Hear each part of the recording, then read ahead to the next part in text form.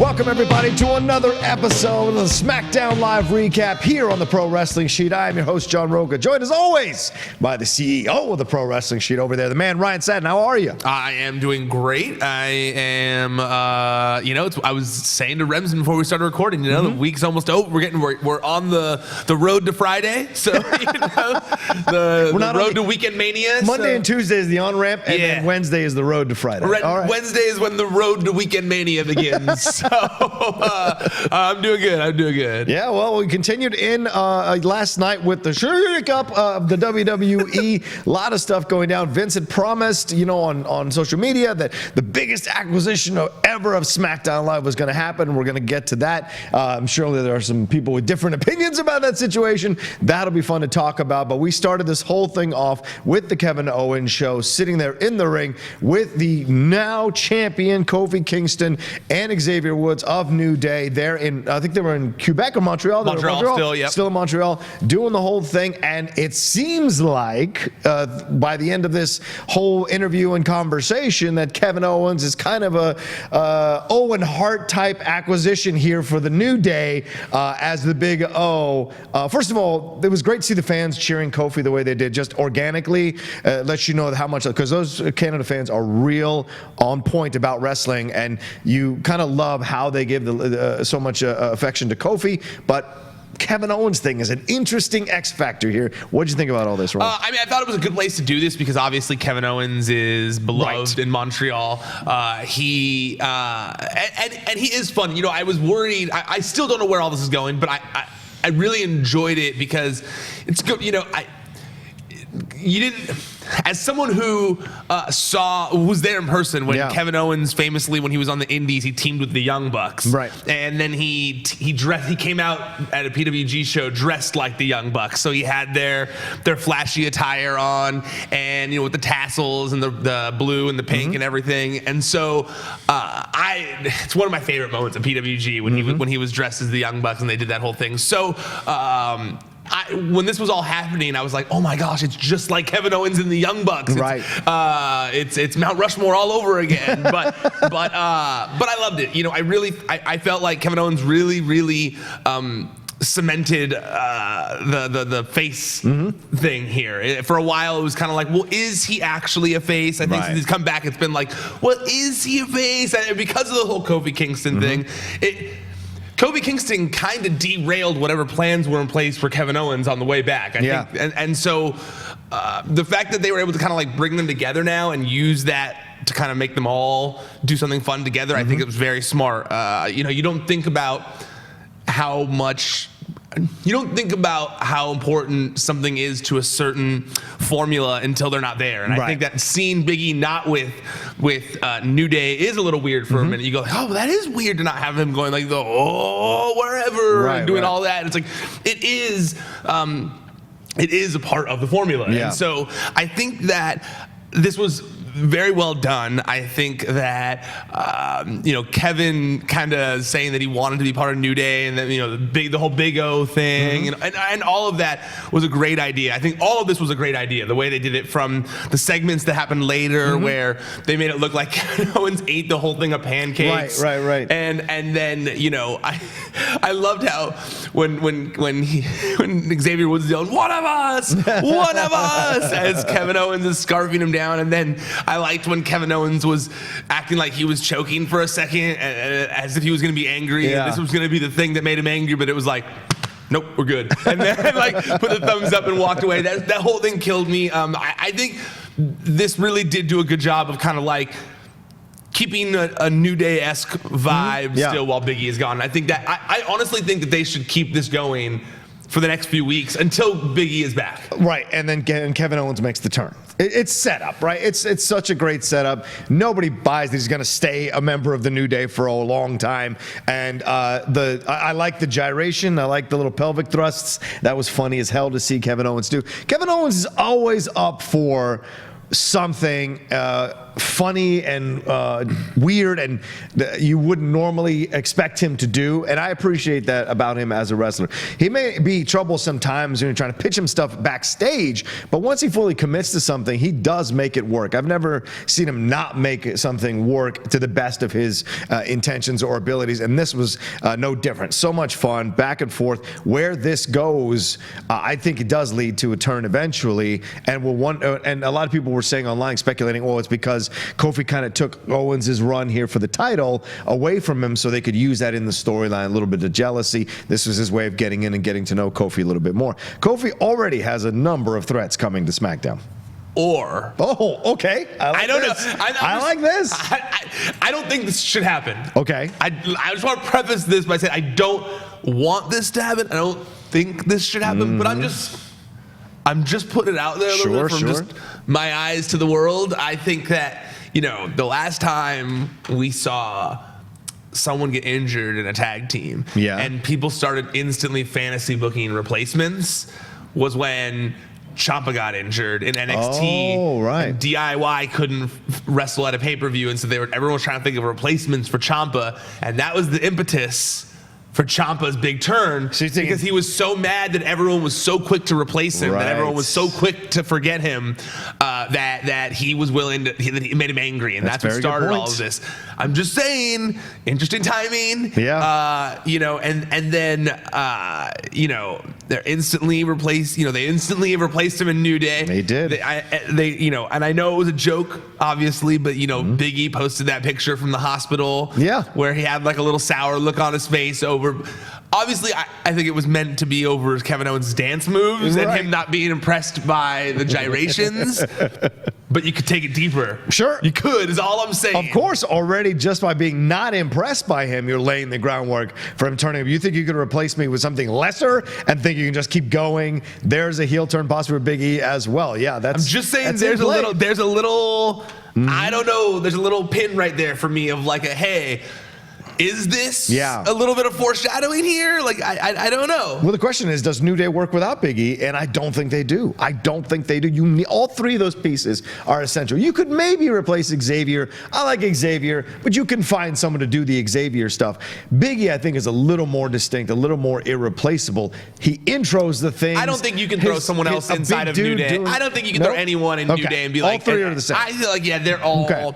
They're all part of the puzzle. That's how I feel. It's like the NWO. You can't replace any of those three guys. Well, you can just throw more people in it, though. Which was a mistake. Anyway, all right. So this is setting up, obviously, what may be happening later on, because we have Rusev and Nakamura watching on, and then Cesaro walks up. And Rusev plays as if he couldn't care less that Cesaro has a ticket for the train. Nakamura says, I like it. Rusev's like, yeah, whatever. New Day and a dope or a troll or whatever he said there. Ogre. He said New Day and an ogre there. So this is all set up for them to fight later on in the show. Question with the segment, because I saw a lot of people discussing this and I didn't get this vibe.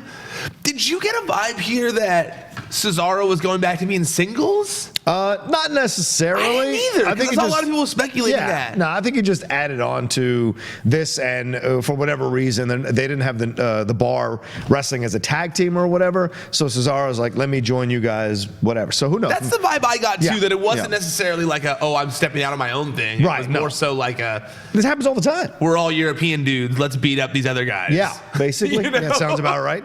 Yeah, I mean, Sheamus could still be involved in that. But yeah, I guess Nakamura's not European. He's Japanese. Well, we're all foreign guys. We're all foreign guys. In WWE's mind, We're all from different land masses. Because at least Kevin Owens is from the North American land mass. He's white. Yeah, well, that too. But yeah. All right, so we're going to talk about that match as it comes out. But we had Finn Balor going up against Ali. This was a good, fun match. Enjoyed this one. Picked up a little bit of steam as it went along. Once again, Balor finding his chemistry with someone like Ali, wearing the blue tights pretty much. So now he is officially Balor's officially SmackDown. Yeah, Intercontinental Champion there on SmackDown. This was a fun fight. Ali had an incredible move off the top rope. Finally got that thing to work perfectly, but ended up taking the loss. Once again, this guy is Teflon. Win or lose, you don't. I still don't think it's a negative for him to keep losing. No, it's not a negative, but he is starting to kind of I don't know, man. That whole injury thing to me stopped the Teflon situation. Okay. You know, now I do think he needs some wins to build himself back up a little bit, especially with the name change. And it's like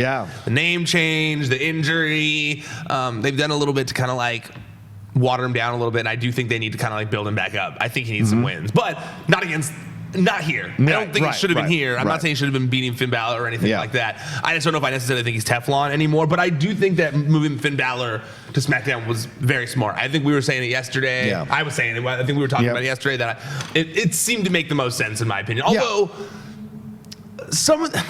I don't know, like I don't love the idea of like the fact that Andrade has a win over the Intercontinental Champion for no reason. Oh wait, he won, right?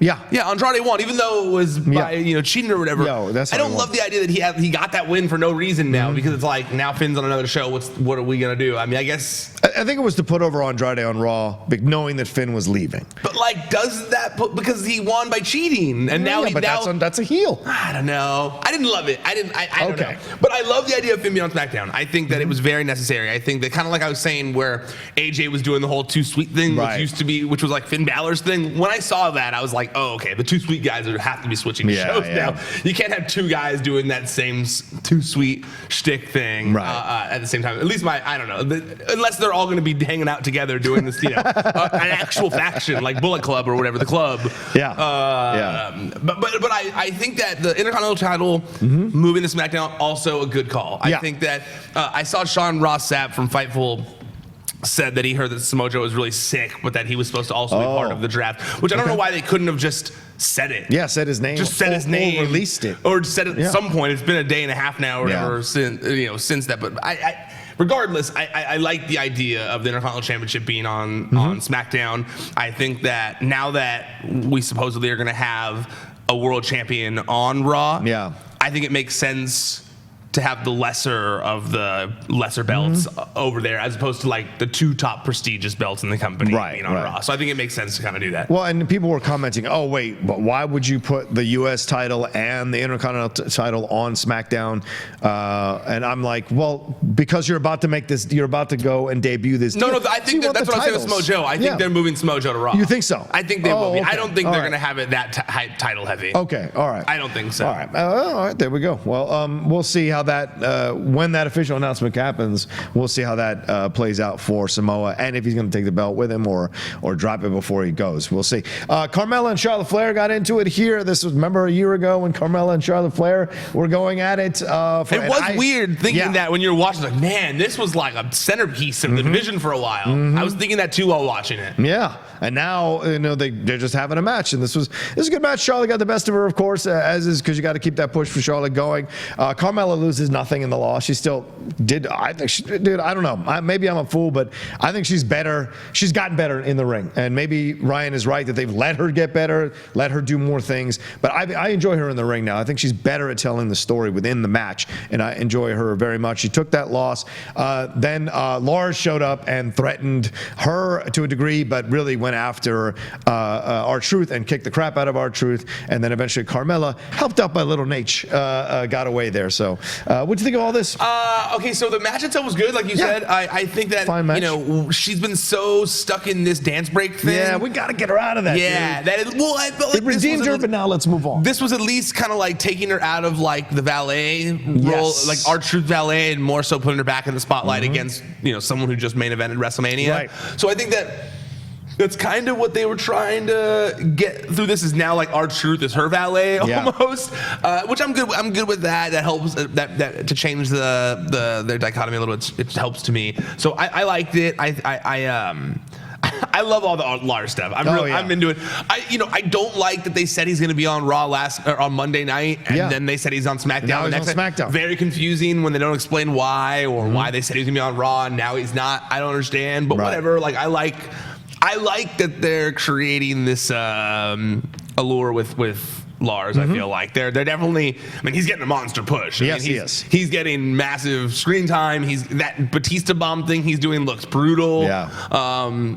All around, it's clear that Vince is into him. Yeah, Vince is feeling Lars. So, and I think that he's starting to grow on people a little bit too. My girlfriend last night, while she was watching, she's like, "All right, I like Lars. Is that bad? I was like, no. It's great. I love Lars. He's awesome. Yeah. And she was like, yeah, okay, good. Just making sure.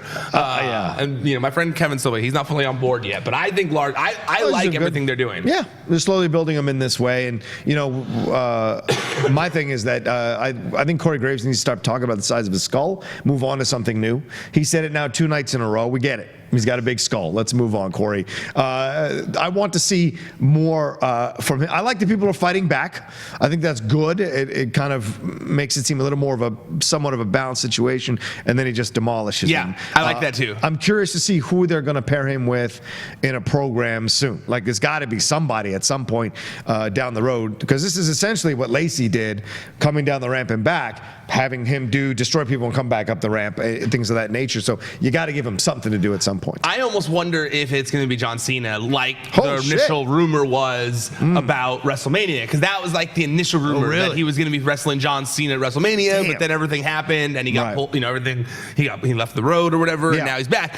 But if they had played out this, in my opinion, Vince had an idea in mind. Yeah. And he waited a few months, and now he's just doing it now. Yeah. I could see this ending in Cena versus Lars in Saudi Arabia. Right. He sees the Saudi Arabia shows as new WrestleManias. Yeah. So if he wanted to do Lars versus Cena at WrestleMania, why wouldn't he want to do it in Saudi Arabia? That's true. So he's picking apart all these people from the past. He's going after all these guys of the past. Right. The number one guy from the past is John Cena. Yeah. That's what I could see. That's what I could see this going. Yeah, well, right? I can see that. Yeah, sure. Because Cena's kind of a part-timer now to come back and do little programs and put people over. Why not? Because think about it too. If like Cena comes to make some sort of appearance, if they get over the fact that if they get it over that Lars is attacking people from the past, right? Stars from the past are looking over their shoulder of when Lars' music's gonna hit. If Cena's doing a promo, and he's doing, and then and that music hits, the Lars music, and he still hasn't had a program with anyone yet, Cena's gonna be the first one to fight back, and they're gonna be throwing punches, and then it's gonna lead to him. That's my guess. Okay. That seems to make the most sense, right? Do you think he'll come out and destroy? Oh, but Cena's anti-Saudi Arabia shows. Right. But do you think he'll?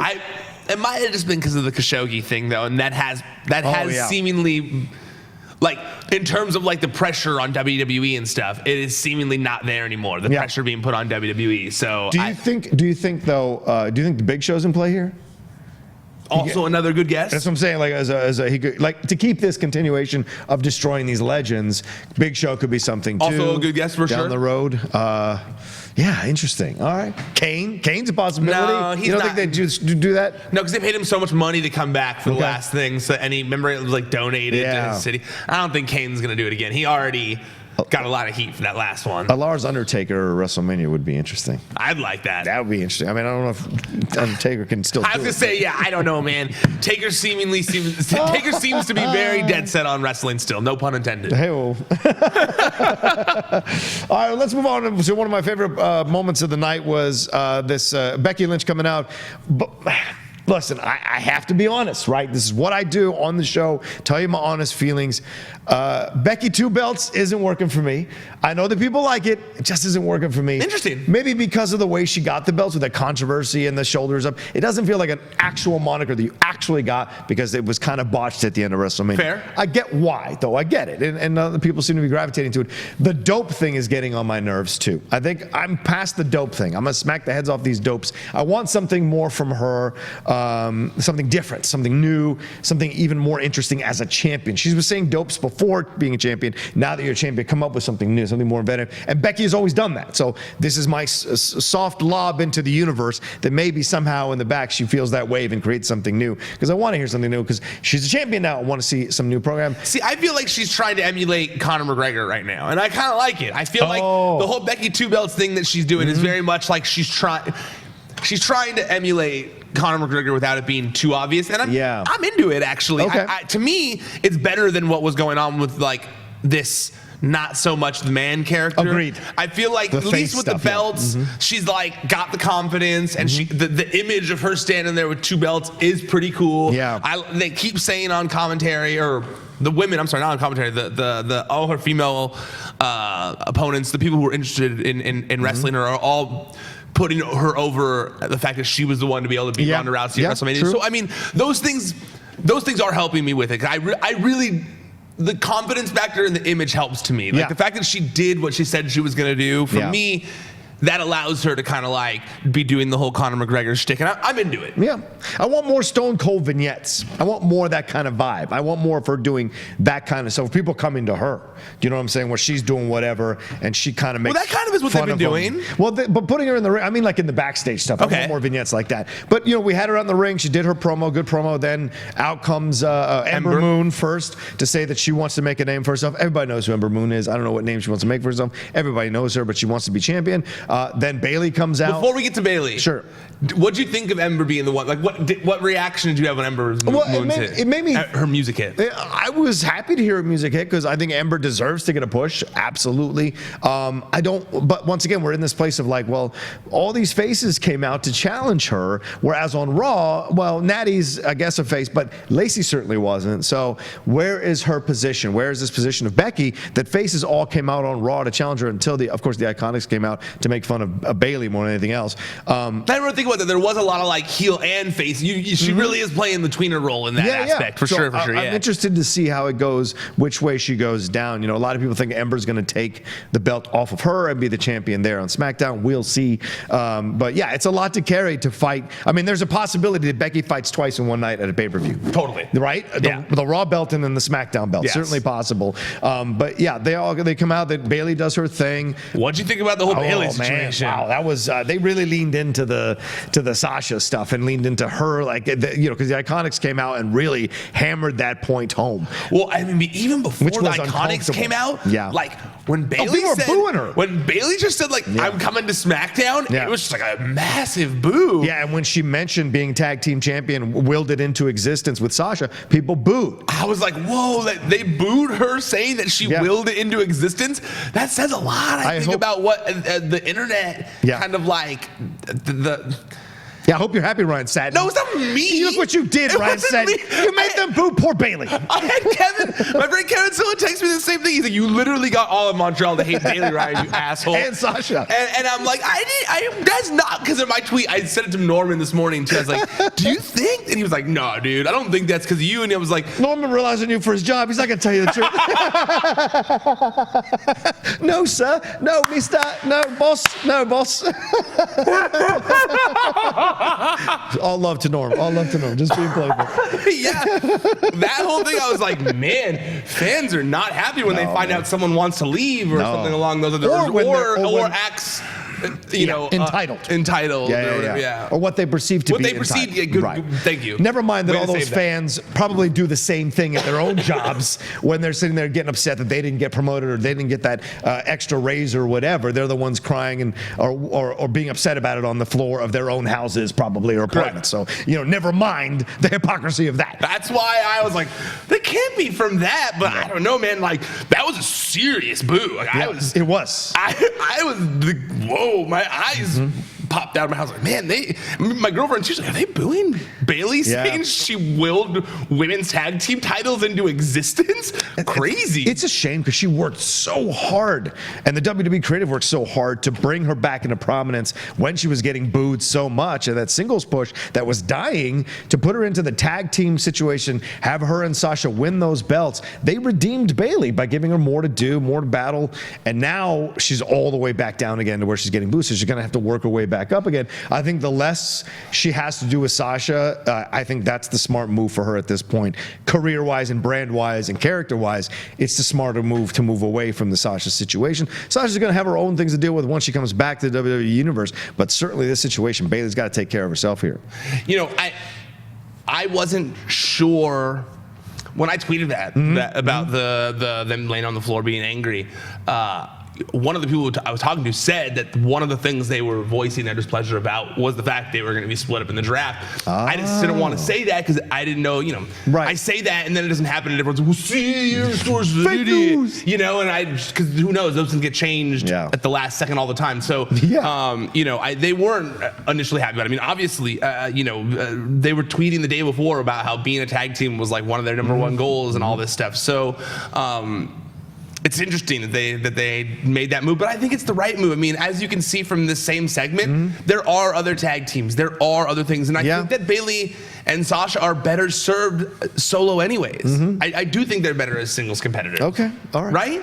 I don't know. I like them as singles competitors, but I love them as a tag team. The Boston Hug Connection, I think they both bring out good things in each other and push each other, and because they're actual friends, like Peyton and Billie Kay, they're actual friends. I think they work well together. I'm still of the belief that they should have let them have the belts for at least 6 months, fight these tag teams, put these other tag teams over in fantastic tag team matches. That's other people putting them over. What do you mean? Well, if they're beating everybody for 6 months, that's not them putting other people over. That's them getting put over by other people. Well, yes and no. Yes, they're getting over because they win the matches. But if they highlight how good these other tag teams are and how close they come to beating them, then you're putting them over with the fans with the possibility that they can go for the belts down the road. You know, I see that happening. I think that's what would have been great to build up the tag team division a little bit. Now, by beating all of them? Yeah, well, by beating them in fantastic matches, very close matches, 2 out of 3 falls matches, all kinds of stuff could have been possible to build them up. But now it's, they're going to separate them up, which I guess that's going to be the way it goes. I love the Rock and Sock connection. I think the Rock and Sock Connection is a great tag team. Right. But I think it would be stupid to say that the Rock and Mick Foley are better as a tag team than they are as singles competitors. I think that's a different situation. I agree with you. I don't. I think that's an Aleister Black, a Ricochet situation for me. Okay. Yeah. But I get your point of view. I just don't 100% agree. Fair enough. I think that Sasha Banks and Bayley have potential to be the great singles athletes, great singles competitors, if given that opportunity. But it's just sometimes they're not given that opportunity. I think Sasha more than Bayley, but I hear what you're saying. I also think Sasha more than Bayley. Yeah. And then out comes the Iconics to make fun of Bayley and say they took their belts, the belts off of them. It's so evil. So evil. And it had me laughing. So their facial expression, they're like, two belts. It's only 2 belts. That whole thing had me dying. I was laughing so hard the whole time. They're hilarious. It wasn't Emba or Bayley because they have 0 belts. And then they come out and of course they tell Becky that their 2 belts are better. So Becky gets forgotten here pretty much. So this is interesting. And then Paige comes out, which is great. I always love to see Paige. Dude, what an awesome time meeting her here at Collider, and then you having a great interview with her as well. Very awesome, fun person to meet. And then she introduces what initially people think might be Absolution.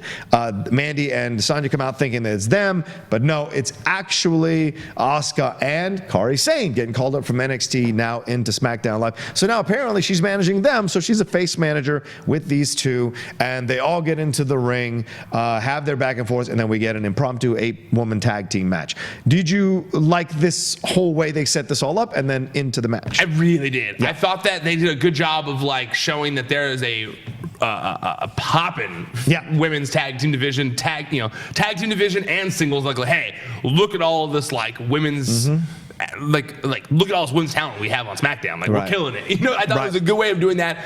I think that Absolution didn't need to reunite. No, there's no need for it. There was no need for it. Mandy and Sonya are fine on their own right now. And I think that Paige as a face makes much more sense. She's beloved by people right now because of the movie and all that kind of stuff. So her being a face manager makes sense. I think that it gives Asuka something to do. Clearly, she had lost some steam in the eyes of creative ideas. They maybe felt like they had exhausted some of the ideas for Asuka of just being this undefeatable force. I also think that Kairi Sane needed to be called up. She'd been there for I think she's been in NXT for 2 years now. She needed to be called up. She is a very fully formed character, but I also think that alone she may have become female Paul Burchill, where she just kind of becomes a joke because of the whole pirate thing. I think that together with this weird Asuka Paige combo thing, I think that she'll get less lost in the shuffle because Paige and Asuka are 2 people they want to feature on the show. And by proxy, Kairi will get the rub from it. I also think that Asuka can kind of show Kairi the ropes that she has had to deal with. similar language struggles, all that kind of stuff. Yeah. She can help her. I think she can guide her. They've already have a relationship or whatever. And I saw a lot of people saying like, well, why didn't they just bring up the Sky Pirates? Like, why wouldn't they just have with Io and Kairi called up? Why do you lump Asuka in a tag team with them? And in my opinion, I go, well, if Asuka can get this over, they'll bring the EO up, and then there'll be a trio again or whatever. So I think that at the end of the day, it makes sense. Well, yeah, and also Ryan, like people have to not forget, NXT still needs people down there. So EO still needs to and she's only been there a short fraction of time. She needs to still build up through. You've got Bianca and you've got Shayna, and then you've got Candice, but like there's not much more. Rhea Ripley, I guess, but there's not much more as you go down the roster. So you still need to have good matches and quality programs with the women down there. So you can't bring them all up, for God's sakes. My question real quick as a tangent, do you think there'll be an Evolution pay-per-view every year? I don't. Really? Okay. I thought there was going to be one. I think there should be every year. There should be one. Yeah. But that wasn't your question. Your question was, I think there's going to be one. Right. My apologies. Yes. I think there should be one, but no, I don't. Okay. No, I don't, unfortunately. Damn. I think an all-women's pay-per-view needs to happen every year. There's so much incredible female talent. Well, and you need to we have the Mae Young Classic. Yeah. So it's different. So and they are going forward with that. There will be another Mae Young Classic. They've already said they're like have people they're talking to and stuff. There was a video of a tryout WWE did in Germany, and they already said like, okay, you're going to be one of the people in the Mae Young Classic. How does that work, Ryan? Like, what in-depth knowledge do you have with the Mae Young Classic? Because obviously these things are scripted. So do they come into the situation knowing they're going to lose a certain round, or do you think it goes round to round depending on the fans' reaction and what the WWE creative sees from their abilities? Yeah, it's a little bit of both. I mean, like they know who's going to win. Yeah. But obviously things change. Like Tegan Knox was going to win last year, and then she got hurt, and they had to change it. So it's all it's a number of different factors. No, I think they know going in if.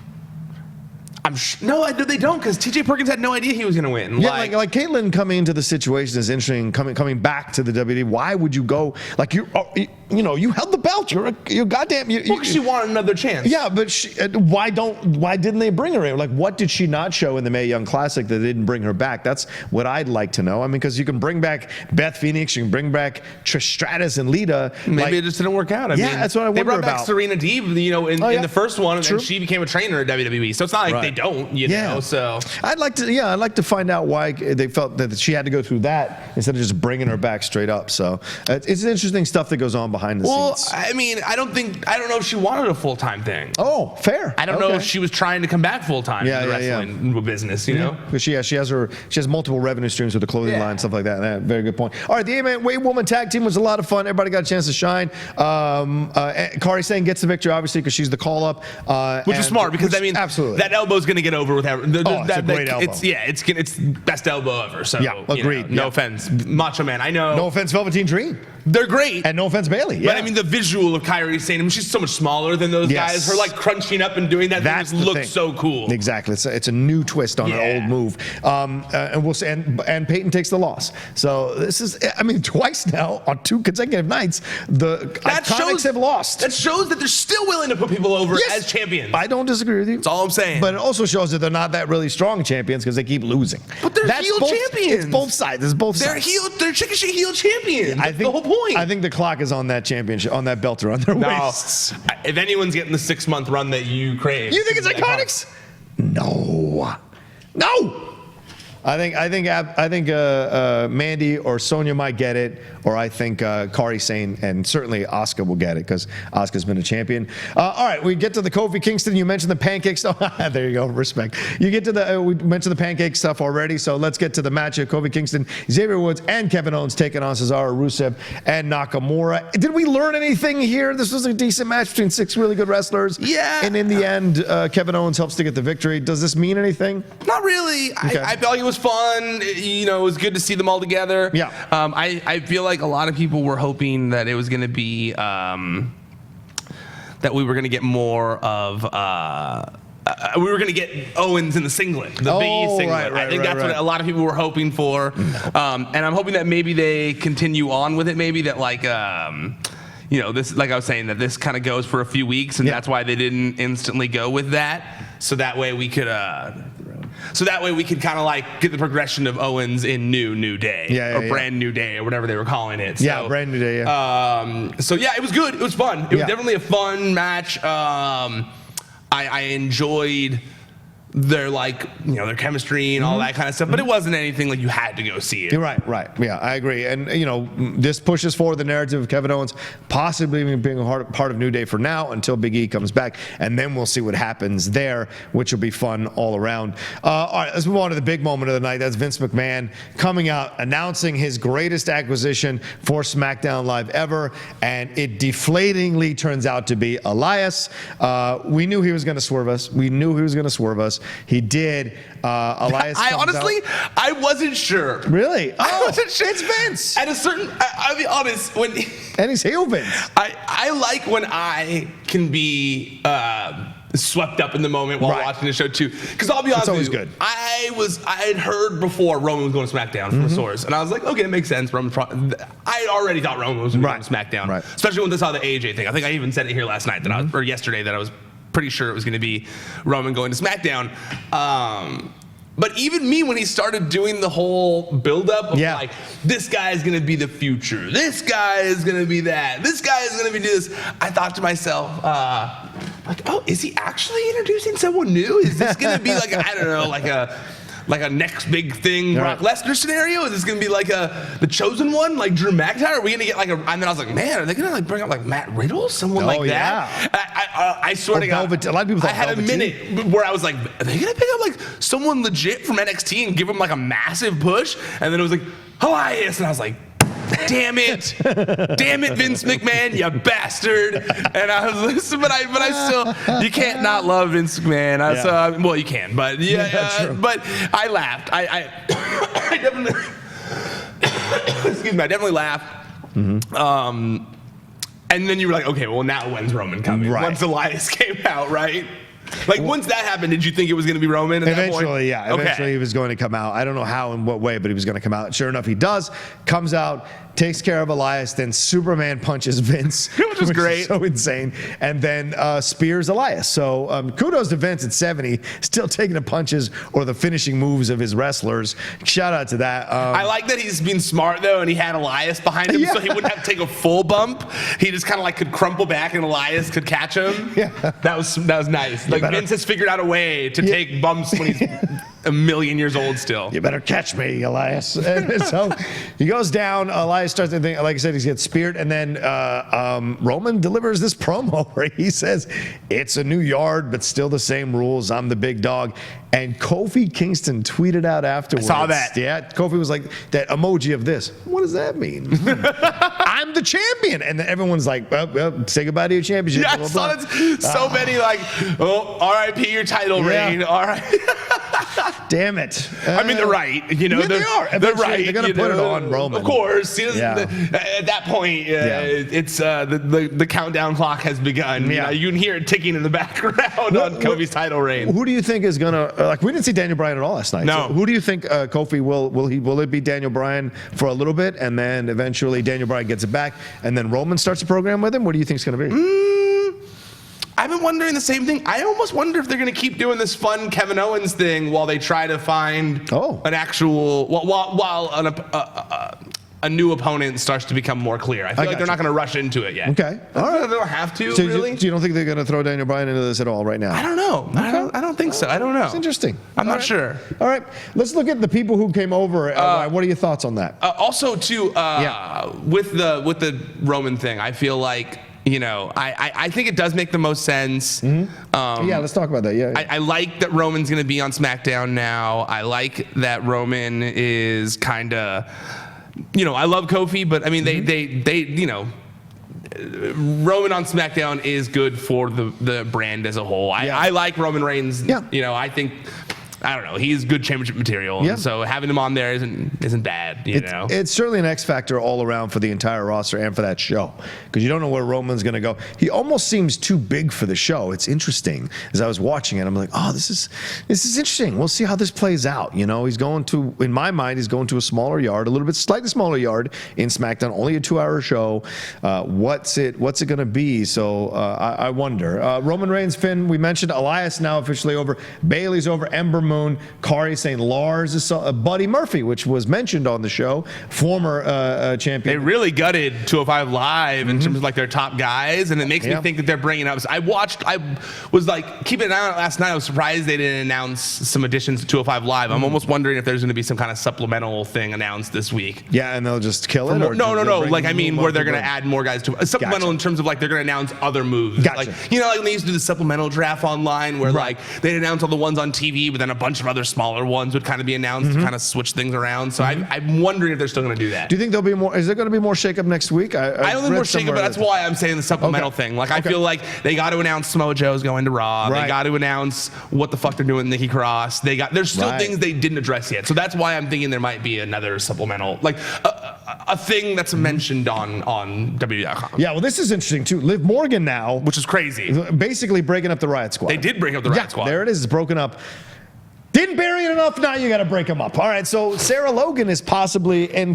Is this a Viking Experience situation? That's honestly what I got from that. Seems like I thought to myself, that's probably why they changed the name. She's already wearing the face paint and the semi-kilt, so why not? Throw her in there. That's why it's the Viking Experience. Yeah. They got 3 of them now, so it's less of a they're not 2 War Raiders. Right. They're the Viking Experience. There's 3 of them. So I was wondering that myself. Yeah, let's talk about that because what's his face who's calling the. I know. He said the she was War God or something like that. So I know that. So whatever it was. Thanks everyone. Yeah, I got all your tweets. I saw it. Okay, I don't know. Then I'm sorry. I tried to think of something reasonable. I don't know. I got so many tweets on that. I was like, you did. So this was my other idea, which could be wrong, but I'm not gonna pretend this is inside info. But I was wondering if maybe this was why now. And I'm sure I'm gonna be wrong about that too. I don't know, but this is a guess of mine that I was like, well, maybe that's why. Then they want to put Sarah with them, give Ruby her own push that you've been desperately craving. Yes, and I think that Liv Morgan can get over the singles act 100%. 1000%. She was already great when they put them together. Yeah. And so, this is honestly, the Riot Squad, were at they were still bottom of the totem pole. And I do believe that this time together, they really did bring out the best in each other and really did grow as performers since they've been brought up. I think that all 3 have matured. When you look at pictures from when their debut to now, they've all matured in different various ways. And I think that I honestly think they're probably going to see more success now than they did even as a group. And this must have been in the plans, and that's why they had Sarah Logan have such a run in that Battle Royal at WrestleMania. I thought so too. Yeah, to give her a little bit of a little bit of time with the fans to get to know her and get back to know her as a separate thing, and then when they slide her into Viking Experience, it'll feel like she's can be a dominant force. But Liv, absolutely.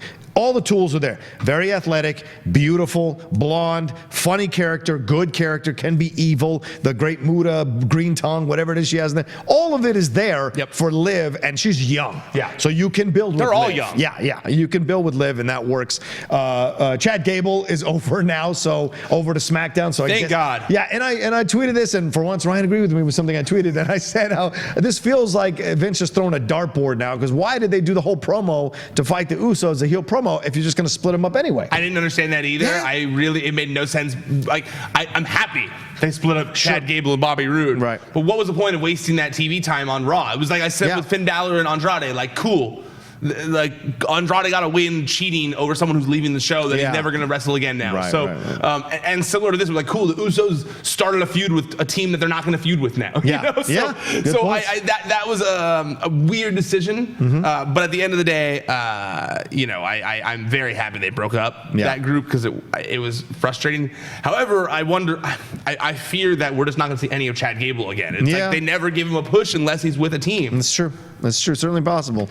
Apollo Crews is over there now officially. Yeah, we'll see what he can do with that. Yeah. Mickey James is over there, which is interesting. Otis. So does that mean Heavy Machinery is broken up? No, Otis and Tucker. Otis and Tucker. Yeah, so it's just say Heavy Machinery, goddammit. I know. So Heavy Machinery is over there. So because you can't click on Heavy Machinery on their website. Do they move Heavy Machinery so that they can make room for Viking Experience? Probably. Fucking hell. All right. No, but I think they'll be fine on SmackDown. I think that way they get to interact with New Day still sometimes. Oh yeah. They get to, there's room for growth for them on SmackDown. I think. All right. Otis had the dirtiest response to his excitement over going to SmackDown. Did he? I don't even want to repeat it. Like, I'm shocked that like he can tweet these things. It was dirty. He said, like, I know that he's saying it like when he's doing like a double entendre type thing. But this was not very, like double entendres are usually like a little more subtle, I think. And he said, this one is subtle though. He said, because Tucker said, did you see the news, little brother? The big boys, heavy machinery coming to the blue brand. And Otis said, I didn't see or hear or think, big brother Tucky. I felt it. Because this oversized load is coming blue all over SD Live. I don't understand. That's uncomfortable. It's very uncomfortable. I don't want your blue load anywhere. Oh, wow. Okay, interesting. Wow, almost as bad as Russell Wilson. Did you see that? Wait, what? No. Oh, my God. He signed the new contract with the Seattle Seahawks, and he put a video up on Twitter or on his social media with him and Ciara in bed. Feels like post-coital, talking about how he's going to stay and be the quarterback for the Seattle Seahawks for the next 4 years. It's $150-something million, but it is a very uncomfortable video. So really? Please don't ever do that again. Nobody needs to see an athlete post-coital in bed with his wife or girlfriend. It's so weird. So, and please don't blow blue loads anywhere there. Let's know you lost me once you said basketball. It was football. Okay. Oh, Jesus Christ. There you go, Ryan Satin, ladies and gentlemen, sportsman extraordinaire. Sports enthusiast Ryan Satin. Any last things you want to say about the shakeup or about what's going on here on SmackDown? I feel like they did a good job on the shakeup. You know, I think that they're, at the end of the day, it's certainly exciting for both sides. I think so. Yeah. At the end of the day, there was, good call-ups, good stuff done, good moves. Good people positioned together. I think that I wouldn't say either side looks like they're depleted. They both seem healthy, a little fresh. I think the Superstar shakeup was a success all around. Yeah, and to talk to the fans here, look, remember when WWE became a big thing, WrestleMania 1, that's the thing that really announced them. How long ago was that? 30-something years ago, right? So this is a corporation, a company that knows that it is here for the long haul. So months ago when they said they were going to change things, they heard the fans, all the McMahons came out and said there were new rivalries, blah, blah, blah. I had given them a timetable of February 1st. Well, look, we are here in April, and this is what they've been building towards, which is all these changes now create new rivalries, new characters. They brought people up from NXT. We'll see what they do with them now. Okay, this is great. You've made all the moves to bring exciting new talent up, and then move talent to create new rivalries on both your brands. This is going to be what we judge them by now, I think, going forward. Fair. What can they do with this now? Yes.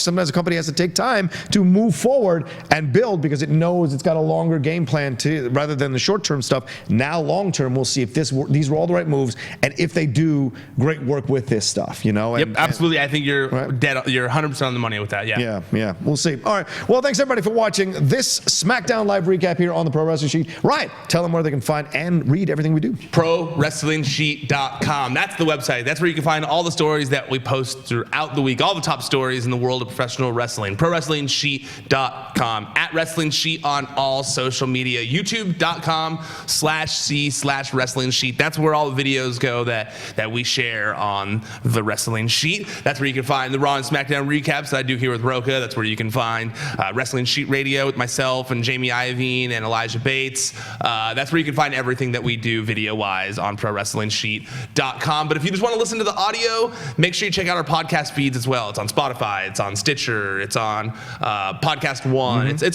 everywhere. iTunes, everywhere. Make sure you subscribe. And also, if you are watching on video, hello, I appreciate you doing so. I hope you like that I did my hair for you. But while you're there, make sure that you subscribe to the channel. Make sure you comment. I read them, even when the ones who are saying mean things about me. I read them all. So go please comment, subscribe, share, like, all that stuff. It helps out a lot. Yeah, follow him at Ryan Satin. Follow me at The Rocha Says on Twitter and on Instagram. And yeah, let us know what you thought of the Superstar shakeup in the comments section below, and also tweet at us and what you think is going to happen and what rivalries or programs you're looking forward to seeing amongst these new wrestlers now changing brands and what have you. So this will be a lot of fun. We'll see what they do going forward. Enjoy the rest of your week. You've got what you've got coming up on Thursday. Thursday, Wrestling Sheet Radio. There you go. Look out for that, and then we'll be back next week with new Raw and SmackDown live recaps on the Pro Wrestling Sheet. Take care of yourselves. We'll talk to you soon. ProWrestlingSheet.com.